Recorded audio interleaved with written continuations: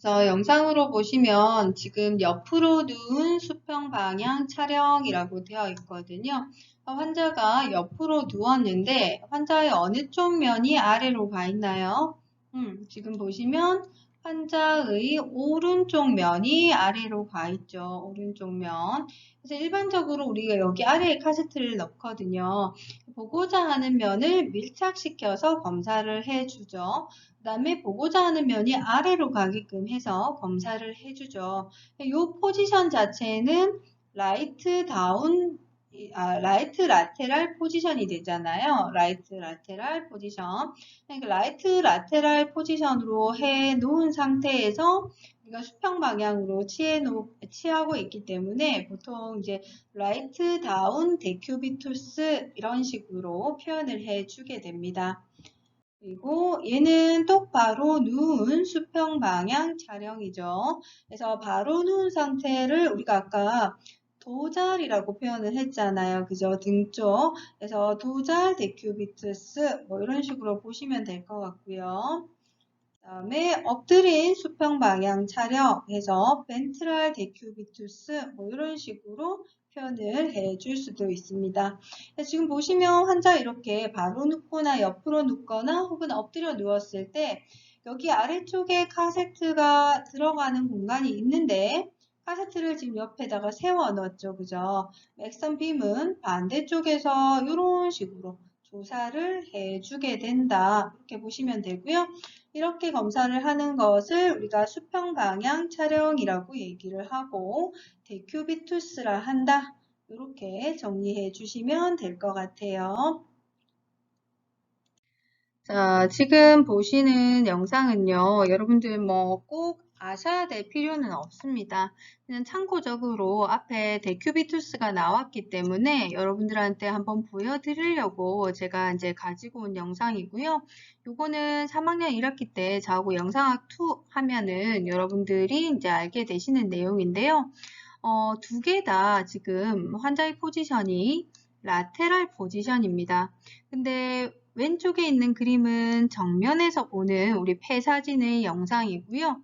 오른쪽에 있는 그림은 측면에서 보는 폐 사진의 영상을 확인해 볼 수가 있습니다. 환자의 포지션이 둘 다 측방향인데 하나는 정면에서 찍은 영상이 나타나고 하나는 측면에서 찍은 영상이 나타난다라는 거죠. 뭐냐 하면 지금 이제 스탠드 버키가 이렇게 있었을 때요. 환자를 스탠드 버키에 이렇게 옆으로 측방향으로 위치를 시키는 거예요. 근데 환자 옆으로 돌아섰는데 액션 빔이 이렇게 지나가니까 액션 빔의 입장에서는 측방향이지만 내가 봤을 때는 나하고 마주보고 있는 셈이 되는 거예요. 이렇게 찍으니까 환자의 몸통이 이렇게 오른쪽과 왼쪽이 겹쳐진 이런 영상으로 나타나게 된다라는 거예요. 근데 데큐비투스를 찍을 때는요, 똑같이 측방향으로 찍는데 이거는 선자세로 찍잖아요. 그죠? 선자세에서 환자의 몸통을 옆으로 돌려서 찍는데 얘는 누운 자세에서 환자의 몸통을 아까 누운 자세에서 환자의 몸통 자체를 이렇게 돌렸어요. 이 측면이에요. 몸통을 옆으로 돌리고 몸통 앞쪽에다가 카세트를 이렇게 놓고 뒤에서 앞으로 이렇게 조사를 하다 보니까 우리가 똑바로 누운 것처럼 검사가 가능해진다라는 거예요. 좀 어렵죠? 지금 이거는 검사를 한 번도 안 해본 입장에서는 조금 상상이 안 가요. 제가 이거를 슬라이드를 앞으로 넘겨서 아까 그 데큐비투스 중에서 우리가 라이트 다운을 한 데큐비투스가 있었거든요. 그 영상을 여러분들 좀 보시면 좋을 것 같아요. 환자가 몸통을 옆으로 돌렸는데 카세트는 환자 옆면에 있는 것이 아니라 환자 앞면으로 오게 되는 거예요. 그러다 보니까 우리가 이렇게 왼쪽에 있는 영상과 같이 정면상을 얻으실 수가 있게 되는 거예요. 근데 어쨌든 이게 이해가 안 가시더라도 이걸 왜 검사하냐 보면 오른쪽으로 옆으로 누웠더니 우리가 이제 공기는 가벼워서 위로 뜨는 성질이 있고요. 물은 상대적으로 무거워서 아래로 가라앉는 성질이 있거든요. 그러다 보니까 지금 이게 이제 표가 돼 있어서 여러분들 헷갈리실 수 있는데요.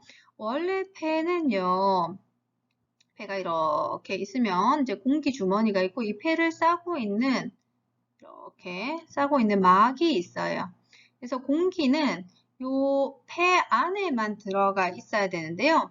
구멍이 생기면 폐 바깥으로 공기가 빠져나오기도 해요. 그렇다고 해서 복강이나 이런 쪽으로 흘러 들어가진 않아요. 폐를 싸고 있는 막이 있다 보니까. 그리고 폐 안에는 물이 생기기도 해요. 이렇게 공기가 생겼거나 공기가 빠져나오고 있는 이런 기흉이라고 하는 병이 생겼거나 아니면 물이 차는 흉수라는 병이 생겼을 때 이 물과 공기의 무게 차이를 이용을 해서 검사를 하고자 하는 게 데큐비투스다라고 보시면 돼요. 그래서 오른쪽 아래쪽으로 이렇게 다운시켜서 검사를 했더니 여기 지금 하얗게 보이는 부분들이 있죠. 이 부분들요. 여기는 폐가 없는 것처럼 보이잖아요. 폐가 없는 게 아니라 공기는 다 위로 뜨고 물이 차 있는 부분을 이렇게 표시를 해주는 거예요. 그래서 폐 안에 지금 흉수의 비율이 얼마만큼 되는지 혹은 공기의 비율이 얼마만큼 되는지 이런 것들을 살펴보기 위해서 검사하는 것이 우리가 앞에서 보셨던 수평방향 촬영 데큐비투스다 이렇게 여러분들 이해하시면 될 것 같아요. 다음에 접선방향 촬영 나오는데요. 접선방향 촬영도 모의고사 치면 진짜 많이 나와요. 자, 이렇게 형광펜으로도 칠하고 별표도 많이 해주세요. 시험 문제 꼭 나옵니다. 자, 이 접선 방향 촬영을 우리가 탄젠셜 프로젝션이라고 얘기를 해요. 탄젠셜 프로젝션. 이 접선 방향 촬영은요, 시험 문제에 나올 때 무조건 이 말을 여러분들 외워두셔야 돼요. 특정한 뼈 구조의 반측면상을 얻기 위해 이 말을 무조건 기억해 주십시오. 문제 자체에서 특정한 뼈의 반측면상을 나타내기 위해서 시행해야 할 검사가 무엇이냐? 이게 문제예요. 그러면 여러분들은 접선 방향 촬영 혹은 탄젠셜 프로젝션 이렇게 찾으시면 된다라는 거예요. 이해되셨어요? 그러니까 뼈 구조의 반측면상을 얻겠다. 이게 목적이잖아요. 이거가 이제 이렇게 반측면상을 얻게 하기 위해서는 무조건 접선 방향 촬영을 해야 한다. 요겁니다. 자, 뼈 구조의 반측면상 이렇게 컬러로 표시를 해 놓고요. 예를 들어서 무릎을 한번 살펴볼게요. 무릎을 살펴보면 이렇게 이제 피머가 있고요. 티비아, 그다음에 피블라가 이렇게 있죠.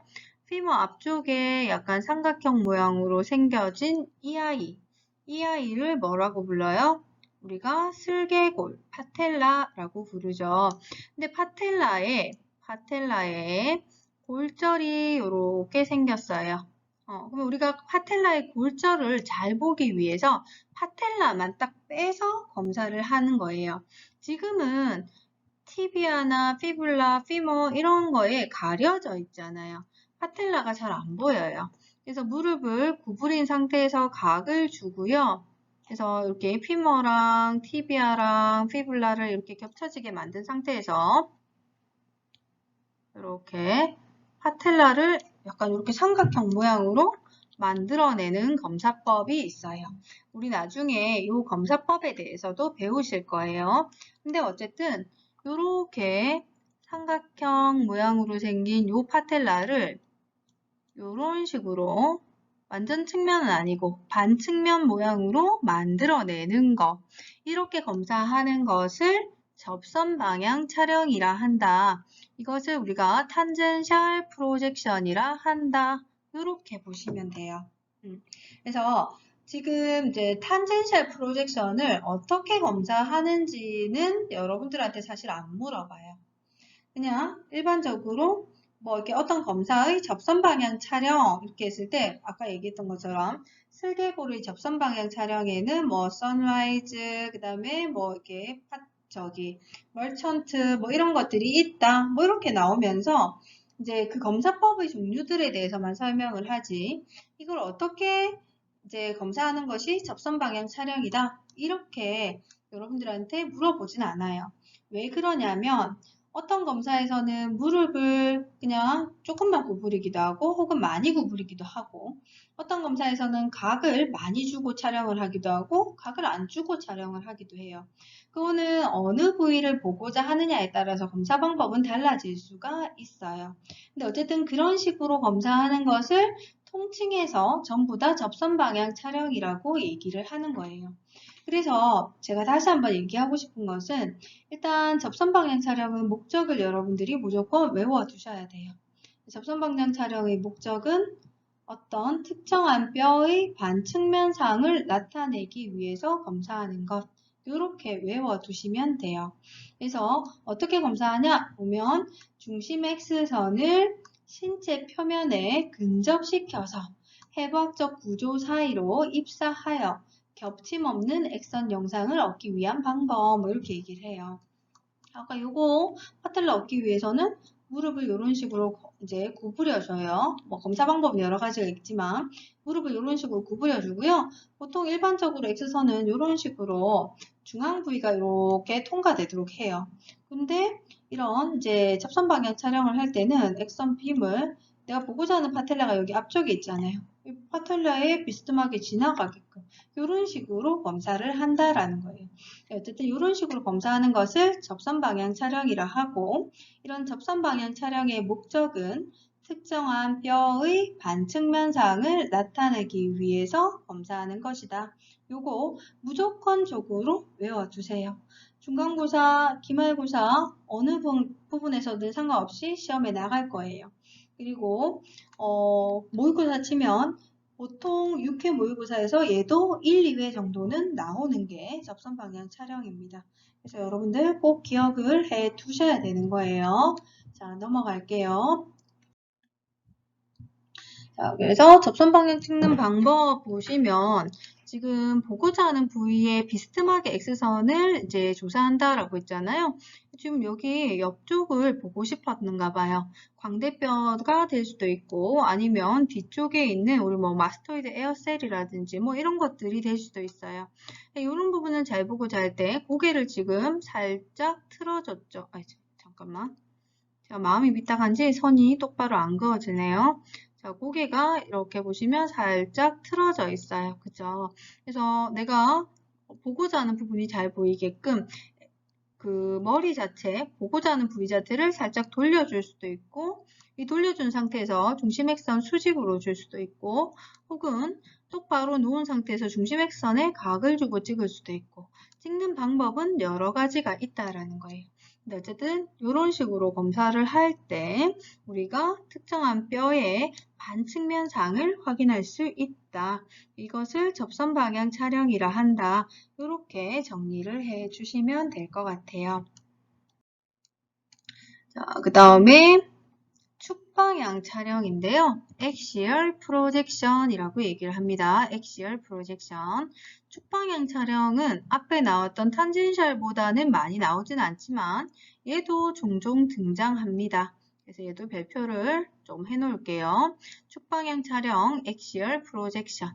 이거는 뭐냐면 액선의 각을 주고 검사하는 것들이 종종 있어요. 우리가 보통은 환자가 이렇게 누워 있으면 환자 위에서 아래쪽으로 액선을 조사한다든지 아니면 환자가 똑바로 서 있을 때 카세트를 옆에다 두고 이렇게 측면에서 조사를 한다든지 이런 것들이 기본 촬영이 되고요. 기본적으로 검사를 할 때 우리가 전후 방향, 그 다음에 측방향 이런 것들이 기본이기 때문에 환자가 똑바로 섰어 정면에서 검사를 하나 했으면 옆으로 이렇게 세워놓고 아니면 눕혀놓고 옆으로 눕혀놓고 검사를 한다든지 이런 것들이 기본인데요. 이 축방향 촬영은 각을 주고 찍는 것을 축방향 촬영이라 한다. 이렇게 보시면 돼요.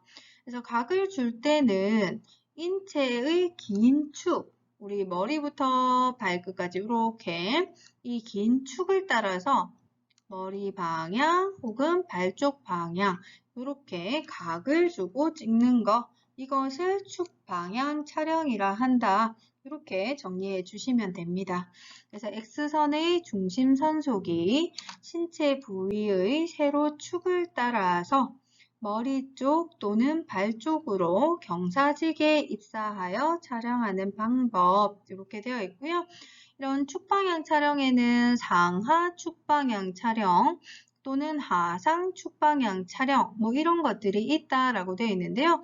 상하 축방향 촬영하면 위에서 아래쪽 방향으로 각을 주고 찍는 거, 그러니까 액션 빔이 이렇게 지나가겠죠. 이렇게 위쪽에서 아래쪽으로 지나가는 거 상하축 방향 이렇게도 검사할 수 있고요. 일반적으로 다 머리 방향, 발쪽 방향 이게 전부 다 액션 튜브가 여기 위에 있기 때문에 상하축 방향 촬영이 되는 거예요. 근데 경우에 따라서는 환자가 이렇게 누워 있을 때 아래에서 위쪽으로 이렇게 각을 주고 찍기도 해요.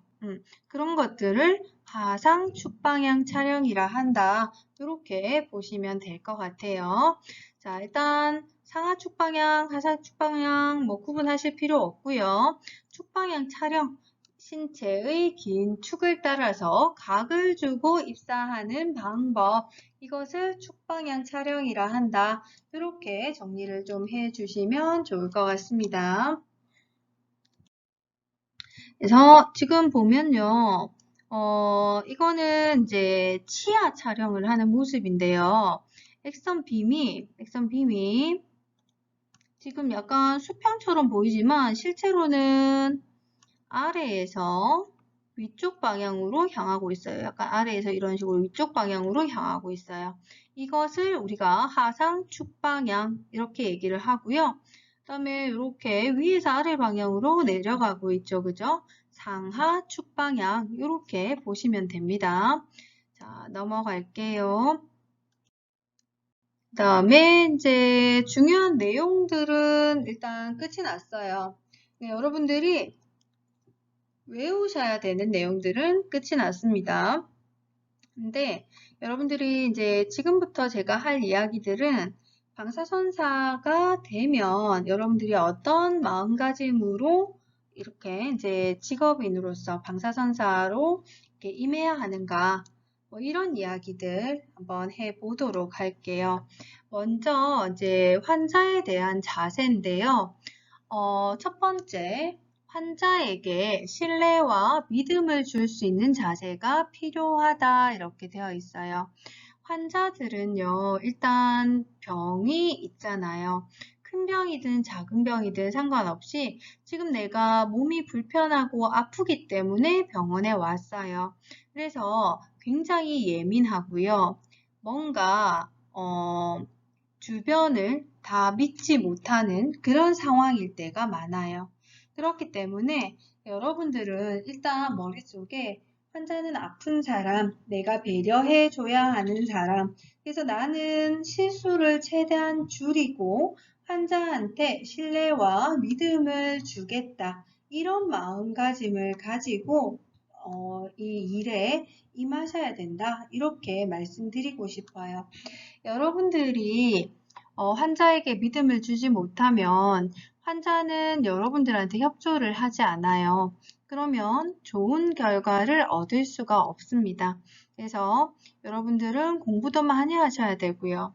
환자한테 신뢰와 믿음을 줄 수 있도록 노력을 하셔야 됩니다.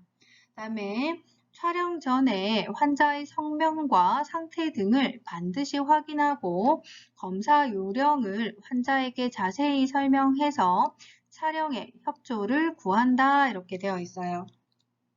지금 현재요, 이제 병원에서는 환자를 확인을 할 때 두 가지 이상을 확인하도록 되어 있어요.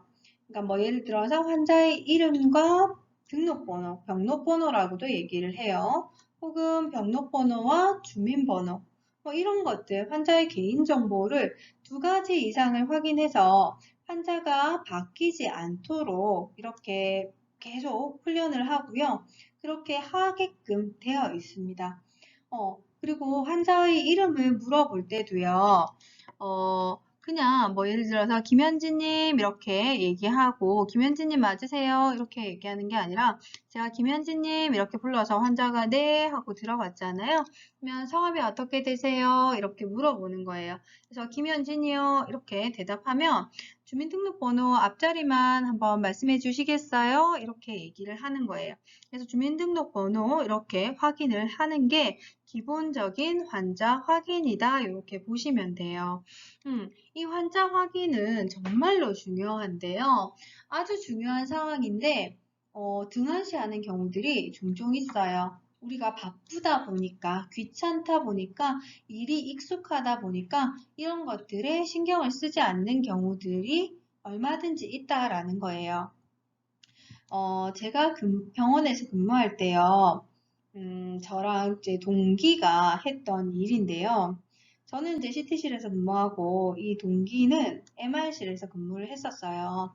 근데 오늘 환자를 불렀어요. 근데 우리가 여러분들 생각하시기에 내 이름 아니면 환자가 안 들어올 것 같죠?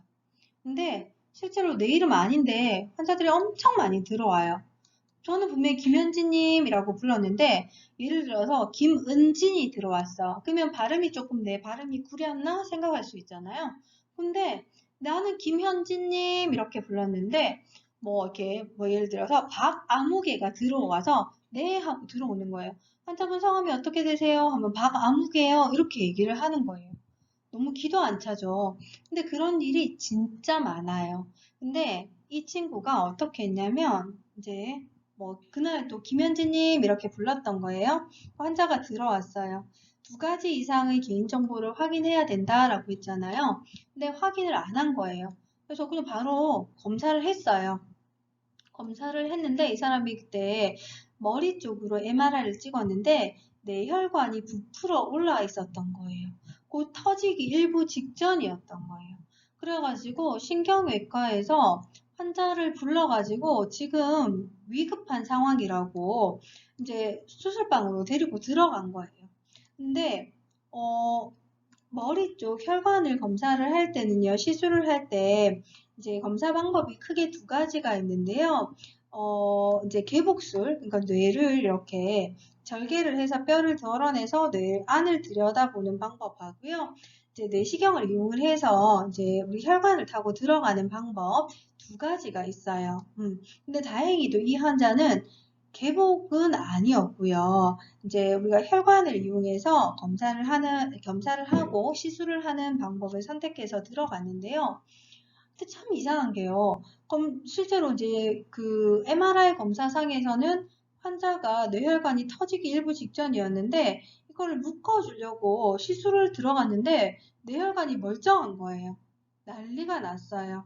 알아보니까 환자는 검사도 안 했다라는 거예요. MRI 검사도 안 했다라는 거예요. 이게 어떻게 된 일인고 했더니 다른 환자가 들어와서 검사를 한 거예요. 환자가 뒤바뀐 거예요. 난리가 났었죠. 그나마 이게 카테터를 혈관 사이로 넣어서 검사하는 거니까 다행이었지. 환자 머리 절개했으면 어떻게 됐겠어요. 그죠? 이런 일들이 아주 비일비재하게 벌어질 수가 있어요. 그렇기 때문에 여러분들 반드시 요것들 꼭 기억하셔서 환자가 바뀌지 않게끔 확인을 하셔야 되고요. 환자는요, 아무리 검사를 많이 해봤다 한들, 방사선을 검사하는 여러분들만큼 많이 알고 있지는 않아요. 그래서 여러분들은 가급적이면 환자들한테 자세히 설명해 주는 것이 중요합니다. 그리고 어떤 이제 검사를 할 때 중요한 것들이 있잖아요. 그런 것들을 환자한테 잘 설명을 해 주셔야지만 협조를 구하실 수가 있어요. 제가 CT실에서 근무할 때요. 가장 이제 걱정이 되고 저한테 이제 가장 고민거리가 뭐였냐면 혈관으로 우리가 이제 조영제라는 물질을 넣고 검사를 하게 되는데요. 이 조영제가 들어가다 보면 조영제는 점도가 굉장히 높거든요. 그래서 바늘도 굉장히 굵은 바늘을 사용해야 되고요. 그다음에 조영제를 빠른 시간 안에 우리 이제 몸속으로 밀어 넣다 보니까 혈관이 터지는 경우가 굉장히 많았어요. 근데 혈관이 터지는 경우에 이게 그 환자가 충분히 고통을 느낄 수가 있는데 우리가 밖에서 봤을 때는 환자가 표현을 안 해주면 잘 모르는 경우들이 많거든요. 그래서 보통은 이제 조영제가 들어갈 때 안에서 지켜보고 있다가 이제 밖으로 나와서 검사를 시행하는 게 일반적이지만 그렇게 하지 못할 때도 있다라는 거예요. 그랬을 때 미리 이제 환자한테 조영제가 이렇게 딱 들어갔을 때 혈관이 터지게 되면 나타나는 여러 가지 증상들을 환자한테 설명을 하는 거예요. 그러면서 혹시라도 이상이 생기면 이제 이렇게 표시를 해달라 라고 미리 얘기를 하면 환자가 그렇게 해주거든요. 그리고 이제 조영제를 넣고 검사를 하게 되면 열감이 이렇게 몸에서 열이 싹 올라오면서 제가 얼마 전에 저도 이제 계속 CT를 10년 넘게 검사를 하다가 실제로 제가 직접 검사를 해본 건 이제 검사를 남한테 해줘만 봤지 제가 환자가 돼서 해본 거는 요번에 처음이었거든요. 제가 요번 여름방학 때 CT 검사를 했었어요. 근데 검사를 해보니까 열감은 잘 알고 있었는데 오줌이 나오는 것 같은 느낌이 드는 거는 저도 몰랐거든요. 검사를 안 해봤으니까. 근데 뭔가 내가 오줌을 싸고 있는 것 같은 느낌, 이상한 느낌이 막 드는 거예요. 그러고 있으면서 열감이 이렇게 막 올라오는 게 있더라고요. 근데 이제 처음에 제가 CT실로 갔을 때는 잘 모르니까 환자들한테 그런 거를 설명을 안 했거든요. 근데 열감이 올라오고 이상한 느낌 드니까 환자들이 막 움직이면서 선생님 하면서 부르는데 CT 기계는 자동으로 숨 들여 마시고 숨 참으세요. 이렇게 하니까 사진이 다 흔들려서 나오는 거예요.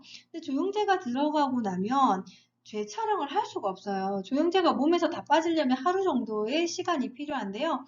검사를 지금 당일날 검사를 하고 오늘 결과를 보기로 했는데 움직여 버리니까 문제가 생기잖아요. 다시 검사를 할 수가 없는 상황이 생기잖아요. 그죠?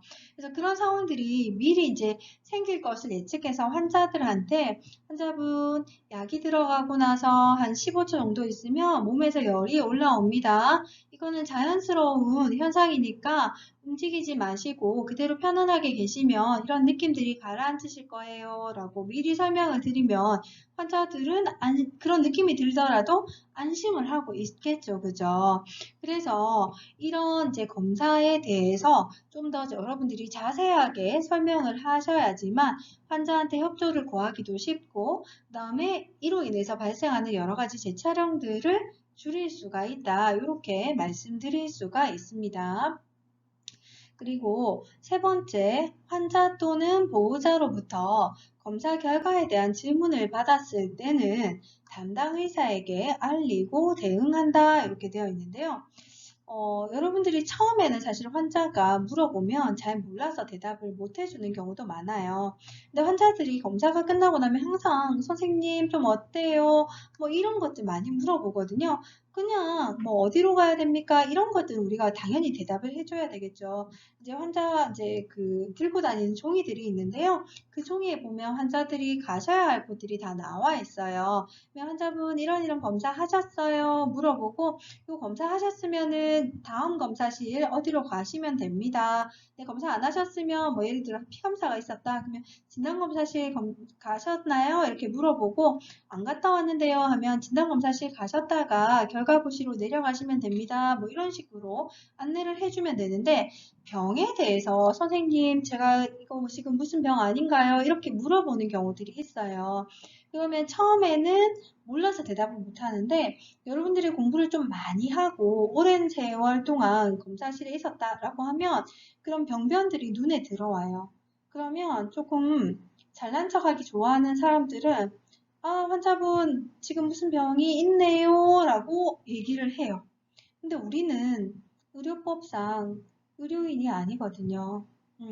그래서 이런 대답들을 하면 안 되게 되어 있어요. 아무리 내가 옳은 얘기를 했다 하더라도, 틀린 진단을 내리지 않았다 하더라도 잘못된 거거든요. 그렇기 때문에 내가 알고 있는 얘기다 하더라도 환자한테는 환자분 결과는 그 진료받으신 담당과로 가셔가지고 의사 선생님한테 설명을 들으셔야 됩니다 하고 안내를 해주는 게 정확한 응대 방법이다 이렇게 말씀드리고 싶어요. 자, 그 다음에 촬영 후에 환자에게 실시될 다음 순서에 대해서 설명한다 이렇게 되어 있는데요. 아까 환자들 어디 가야 되는지 안내를 다 받고 오거든요. 그래도 또 몰라요. 기억을 못할 수도 있고 그냥 한 번 더 확인해 보고 싶을 수도 있어요. 그러면 우리는 잘 모를 수가 있거든요. 결과 이렇게 그 검사 어디 가셔야 되는지 그 종이 한번 보여주시겠어요? 해서 그거 보시면서 안내를 해주는 게 맞지. 검사실로 내려가세요. 그 결과부로 내려가세요. 이렇게 얘기하면 밑에서 만약에 다른 검사들이 남아 있으면 선생님, 그분 다른 검사 남아 있는데 왜 내려가라고 말씀하셨어요? 이러면서 항의 전화가 올 수도 있거든요. 그래서 여러분 조금 귀찮더라도 좀 힘들더라도 환자들한테 친절하게 올바른 안내를 해주는 게 중요하다. 이렇게 말씀드리고 싶어요. 그 다음에 환자에게 필요 이상의 탈의가 되지 않도록 하고 보호자의 입회가 필요할 때는 입회를 허락한다 이렇게 되어 있는데요. 성희롱 있잖아요. 이게 요즘에 이제 어떤 이제 피해자가 좀 자기가 수치심을 느끼면 성희롱에 해당이 되잖아요. 그러다 보니까 우리가 이제 검사를 할 때는 속옷을 다 탈의하고 나오는 게 굉장히 당연한 거거든요. 그래서 예를 들어서 이제 체스트랑 업도면, 그러니까 흉부랑 복부 사진을 찍어야 된다라고 했을 때 브래지어 당연히 벗으셔야 되고요. 팬티도 만약에 팬티 앞에 큐빅이 있었어. 그러면 팬티까지도 벗고 가운으로 갈아입고 나와야 되거든요. 근데 환자한테 설명을 할 때 환자분 흉부 검사랑 복부 검사가 있는데요. 큐빅이나 금속 이런 것들이 있으면 검사가 제대로 되지 않기 때문에 속옷을 전부 다 벗고 가운으로 갈아입고 나오셔야 됩니다. 이렇게 설명을 했을 때는 환자가 수치심을 느끼지 않아요. 근데 가서 우리한테 너무 익숙하니까 자 들어가셔가지고요 속옷 다 벗으시고 가운만 입고 나오세요 이렇게 얘기를 하면 환자들은 나한테 왜 속옷을 다 벗으라지? 기분 나빠. 저 사람 나한테 왜 저러지? 이렇게 생각할 수 있는 거예요. 그러면서 이거 성희롱이다 라고 고소를 했던 사건도 있었어요. 실제로 방사선사가 그렇게 해서 고소를 당한 경우가 있었거든요. 그렇기 때문에 최대한 탈의는 이제 불필요한 탈의를 하지 않도록 해야 되고 환자한테 설명을 다 해야 되고 환자가 거동이 불편하거나 옷을 벗기 힘들어서 누군가 도와줘야 된다 하면 보호자를 이제 불러들여서 설명을 해서 도와달라고 얘기를 해서 오해가 생기지 않도록 하는 것이 중요하다. 이렇게 말씀드릴 수가 있습니다. 그리고 깁스를 한 환자에 대해서는 그 처치에 대해서 담당 의사와 협의해서 실시한다 이렇게 되어 있는데요. 깁스는 두 가지가 있어요. 우리가 캐스트라고 하는 게 있고요. 스프린트라고 하는 게 있는데요. 캐스트는 이제 여러분들이 얘기하는 통기부스를 캐스트라고 얘기를 하고요. 그 다음에 스프린트는 반깁스를 얘기를 하는 거예요. 근데 여러 가지 검사들이 이제 이렇게 쭉 해달라고 오다가 났는데 검사들 중에서 지금 깁스를 하고 있는 상태에서 검사를 할 수 없는 것들이 있을 수가 있거든요. 그런 경우에 캐스트를 하고 왔다라고 하면 지금 이 사람은 캐스트가 되어 있는 상태니까 이 검사가 할 수가 없다. 그러니까 이거를 오다를 빼달라. 라고 해당과에다가 요청을 하셔야 되고요. 스프린트를 하고 온 경우에는 해당과에 전화해서 이거 검사하려면 이 스프린트를 풀어야 되는데 스프린트를 풀고 지금 힘을 가해서 이 환자한테 검사를 해도 되는지 안 되는지 확인을 해달라 이렇게 요청하셔가지고요. 협의하에 검사를 진행하는 것이 중요하다 이렇게 말씀드릴 수가 있어요. 그 다음에 소화나 행동에 불편을 느끼는 환자는 촬영실 내에서 검사 중에 사고가 발생하지 않도록 사전에 주의한다 이렇게 되어 있는데요. 그러니까 아기들 촬영할 때는요, 이제 엄마들이 두 부류예요. 궁금해서 따라 들어오고 싶어 하는 엄마들이 있고요. 그 다음에 그냥 내가 이제 방사선 피폭이나 이런 것들을 굳이 맞을 필요가 있는가 하고 따라 들어가지 않으려고 하는 사람들도 있어요. 특히나 이제 뭐 애기들보다는 보호자, 어른들 보호자로 따라왔는데 어른들이 몸이 불편해서 방사선사 혼자 촬영하기 힘들 때 도와달라고 하면 내가 왜 도와줘야 되느냐? 이렇게 이제 하는 사람들이 있거든요. 근데 이제 그거는 보호자 성향을 잘 파악해서요. 보호자가 도와줄 수 있다라고 하면 이제 안으로 들어오라 해서 보호자 그냥 촬영을 하게끔 하는 게 아니라 프로텍트, 우리 이제 납치마라고 해서 납 앞치마가 있거든요. 이 이제 피폭을 막아주는 납치마를 입힌 상태에서 이렇게 도와달라 하고 사고가 나지 않도록 이렇게 하는 것이 중요하고요. 만약에 보호자가 도와줄 수 없는 상황이거나 도와주고 싶어 하지 않는 사람들도 있어요. 그런 경우에는 이제 우리가 이제 다른 옆에 있는 방사선사들한테 업무 요청을 한다든지, 여러 가지 방법을 취한다든지 해서, 어쨌든 사고가 나지 않게끔 하는 것이 가장 중요하다. 이렇게 말씀드릴 수가 있습니다. 그 다음에 이제 촬영실을 깨끗이 해야 된다. 이건 너무 당연한 거고요. 그 다음에 그 뒤에는 환자가 움직일 때 어떻게 해야 되는가, 좋은 사진을 얻기 위해서 어떻게 해야 하는가, 이런 이야기들이 쭉 나오는데요. 이런 것들은 실제 이제 우리가 검사하는 방법들을 배우면서 필요한 내용들은 추가적으로 여러분들한테 설명을 드리도록 하고요. 오늘 이 시간에는 일단 여기까지만 하고 끝을 맺도록 하겠습니다. 나머지 내용들은 여러분들 그래도 한번 읽어보시면 도움은 될 거예요. 읽어보시고 이렇게 넘어가도록 하고요. 우리가 다음 주에는 일단 대면 수업이 가능할 거는 같아요. 지금 현재 상태가 유지되면 대면 수업을 한다라고 학교에서 지침이 내려왔거든요.